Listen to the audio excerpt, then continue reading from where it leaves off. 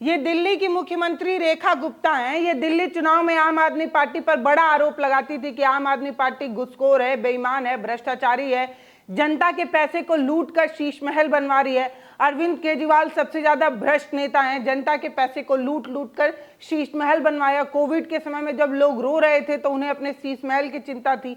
इस तरीके का प्रचार किया गया और कॉमन मैन जो मफलर मैन थे उन्हें एकदम भ्रष्टाचारी, बेईमान और घुसखोर जो है वो साबित कर दिया गया। अब ये दिल्ली की मुख्यमंत्री रेखा गुप्ता हैं। इन्हें रहने के लिए दो मकान चाहिए, बंगला नंबर 1, बंगला नंबर 2। इन दोनों मकान को रेखा गुप्ता के रहने लायक बनाने के लिए 60 लाख रुपए खर्च करना पड़ रहा है। ऐसा नहीं है कि ये मकान कोई खंडहर बकवास बना हुआ है, इसमें आदम जात का कोई कभी रहा नहीं है, तो इसे रहने के लिए रंगाई पुताई और इन सारी चीजों में ये पैसा खर्च करना पड़ रहा है। दरअसल ये जो बंगला है उसमें उपराज्यपाल का दफ्तर हुआ करता था।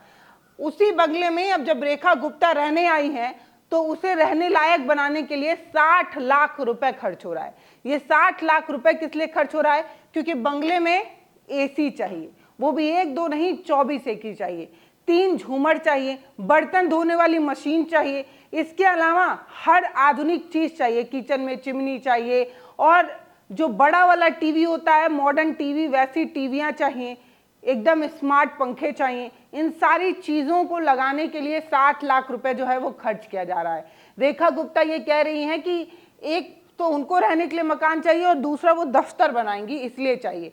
जब रेखा गुप्ता ने ये कहा कि पिछले वाले जो थे वो शीश महल बनवाकर अपने लाभ के लिए जो ये सारी चीजें कर रहे थे, हम तो जनता के लिए कर रहे हैं भाई साहब। आज इस वीडियो में आपको बताने जा रही हूँ कि 60 लाख रुपए जो आवंटित हो रहा है उसमें क्या क्या चीजें होंगी, 60 लाख रुपए में क्या क्या चीजें लगाई जाएंगी। ये जो 2 बंगले हैं जिसे ऑफिस के रूप में रेखा गुप्ता इस्तेमाल करेंगे उसमें तो ज्यादा काम नहीं होगा, लेकिन जिसमें रेखा गुप्ता खुद रहेंगी, बंगला नंबर 1 जिसमें दिल्ली के राज्यपाल का दफ्तर था, उसमें क्या क्या चीजें हैं पहले ये जान लीजिए। इस बंगले में 4 बड़ा बेडरूम है, इसके अलावा डाइनिंग रूम है और एक बड़ा हॉल है जिसे बिजनेस हॉल कहा जाता है, एक कॉमन हॉल है, इसके अलावा विजिटिंग हॉल है, इसके अलावा जो हेल्प हाउस करने के लिए जो लोग होते हैं, जो नौकर चाकर होते हैं, उनके लिए कमरे हैं, सभी में बाथरूम है, एक बड़ा हॉल है, इसके अलावा किचन है और पीछे की तरफ एक बहुत बड़ा यार्ड है, मतलब मैदान है जिसमें अमूमन फूल पत्ती और ये सारी चीजें लगी होती हैं। इतना बड़ा ये बंगला है जिसमें इतनी सारी सुविधाएं हैं, लेकिन अभी इस एक बंगले को अपडेट करने के लिए 60 लाख रुपए जो है वो खर्च किया जा रहा है। इसको लेकर बड़ा हंगामा है। विपक्ष जो है ये कह रहा है कि हमने शीश महल बनाया, अब आप माया महल बना रही हैं। इस पर रेखा गुप्ता ने कहा कि ये जनता के लिए हो रहा है, हमने अपने ऊपर कुछ भी नहीं खर्च किया, बस नवीकरण जो हम कर रहे हैं वो पूर्ण तरीके से पारदर्शी है। कितना पैसा कहाँ लगेगा, क्या चीज किस पैसे का आएगा, ये सब जनता देख पा रही है। ये जनता के कल्याण के लिए किया जा रहा है, व्यक्तिगत लाभ के लिए नहीं किया जा रहा है। और ये जो भवन है जिसे माया महल विपक्ष कह रहा है, उसका नाम जन सेवा सदन जो है वो इन्होंने रखा है रेखा गुप्ता ने। अब आपको मैं लाइन बाय लाइन, खर्चे बाय खर्चे से बताती हूँ कि एक घर को घर बनाने के लिए, एक बंगले को रेखा गुप्ता का घर बनाने के लिए क्या कुछ खर्च करना पड़ रहा है, क्या कुछ बंदोबस्त करना पड़ रहा है। तो अब आप ये जानिए, जिस बंगले में रेखा गुप्ता रहेंगी वो बंगला पहले से ढांचे में तैयार है, उसका रिनोवेशन होना है। इसमें पहले चरण पर जो टेंडर जारी हुआ है, पहले चरण पर जो टेंडर जारी हुआ है, हो सकता है टेंडर जो है कई बार जारी हो सकता है ये जो 60 लाख की अमाउंट बताया जा रहा है ये करोड़ों में भी जा सकता है, क्योंकि अभी पहला टेंडर है। पहले टेंडर में क्या कुछ मांग की गई है, सबसे जरूरी चीज जो मांग की गई है पहले टेंडर में वो सुनिए। जो सबसे ज्यादा जरूरी है वो क्या है, तो 2 टन वाले भाई साहब 14 एसी जो है वो लगाए जाएंगे। 14 एसी की जरूरत है, जिसका जो खर्च है वो 7.7 लाख रुपए है। कितने एसी चाहिए, तो 14 एसी चाहिए 2 टन वाले। इसके बाद ये इसके अलावा जो कहा गया है वो कहा गया है कि 5 स्मार्ट टीवी जो है वो लगाए जाएंगे। जो डिजिटल टीवी, स्मार्ट टीवी आते हैं, जैसे जिस एक टीवी पर मैं वीडियो कर रही हूँ, वैसे डिजिटल स्मार्ट टीवी जो है वो चाहिए, जिसके लिए 9.3 लाख रुपए, करीब 10 लाख रुपए जो है वो खर्च होने हैं। इसके अलावा कहा जा रहा है कि 6 लाख की तो सिर्फ और सिर्फ लाइटें लगाई जाएंगी। इसका मतलब जो राज्यपाल, उपराज्यपाल साहब जहां पर रह रहे थे वो अंधेरे वाला बंगला था क्या? मतलब ये कहा जा रहा है कि 6 लाख की तो सिर्फ लाइटें लगाई जाएंगी। बंगले की सुरक्षा के लिए 14 सीसीटीवी कैमरे लगाए जाएंगे। ये बहुत ज़रूरी है, ये होना चाहिए। इसके लिए कम से कम 5.73 लाख रुपए, करीब 6 लाख रुपए ये 14 सीसीटीवी कैमरे में जो है वो खर्च होंगे। इतना तो हो गया। अब ये कहा जा रहा है कि दूसरी तरफ बंगले में छत पर लगने वाले कुल 23 प्रीमियम पंखे लगेंगे, सीलिंग फैन। वो भी ऐसा वैसा सीलिंग फैन नहीं, वो सीलिंग फैन जो रिमोट से चलता हो, डिजिटल हो, एडवांस हो, ऐसे जो पंखे हैं 23 प्रीमियम पंखे जो हैं वो लगेंगे। अब इसके बाद आगे जानिए आगे क्या क्या लगना है जिसके लिए पैसा खर्च होना है। इसके अलावा 16 दीवार वाले पंखे लगेंगे। सीलिंग फैन के अलावा 16 दीवार वाले फैन जो है वो लगाए जाएंगे। बंगले में बिजली की व्यवस्था ठीक से चल सके इसलिए 2 लाख रुपए का यूपीएस सिस्टम जो है वो लगाया जाएगा, इन्वर्टर लगाया जाएगा। इतना ही नहीं, बंगले में किचन के लिए भी टेंडर अलग से जो है वो पास किया गया है। किचन की सुविधा का अलग से जिक्र है। उसमें क्या कहा गया है, तो 85,000 रुपए का एक ओटीजी यानी कि टोस्टर जो है वो खरीदा जाएगा, ग्रिल जो है वो खरीदा जाएगा, टोस्टर ग्रिल। इसके अलावा 60,000 रुपए का डिश वॉशर खरीदा जाएगा। डिश वॉशर आप जानते हैं, मतलब बर्तन धुलने वाली मशीन खरीदी जाएगी। अब ये वाला मशीन जो है वो 60 लाख रुपए का खरीदा जाएगा। हालांकि नौकर चाकर होते हैं बर्तन, वो भी धुल लेते।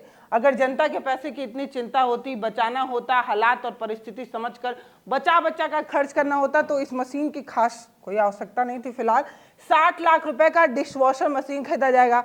63,000 रुपए का एक गैस स्टोव खरीदा जाएगा, मतलब मॉडर्न वाला। इसके अलावा 32,000 रुपए का माइक्रोवेव खरीदा जाएगा। 77,000 रुपए का वॉशिंग मशीन खरीदा जाएगा। इतनी सारी चीज़ें स्पेशली किचन के लिए जो है वो खरीदी जाएंगी, ऐसा जिक्र है।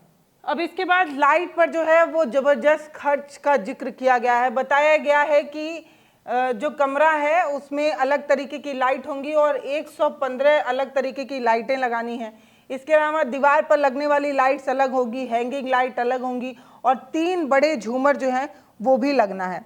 मतलब कितनी लाइटें लगनी है, पहला जो लाइट 115 तरीके की लाइट जो है वो लगनी है, फिर दीवार वाली लाइट अलग से लगनी है, हैंगिंग लाइट अलग से लगनी है और 3 बड़े झूमर अलग से जो है खर्च हो गए और इन सब में 6 लाख रुपए जो है वो खर्च किया जाएगा। इसके अलावा बताया जा रहा है कि बंगले में 51,000 रुपए खर्च होंगे खाली गीजर लगाने के लिए, ताकि हर समय जो है वो गर्म पानी की व्यवस्था की जा सके, गर्म पानी की आपूर्ति हो सके।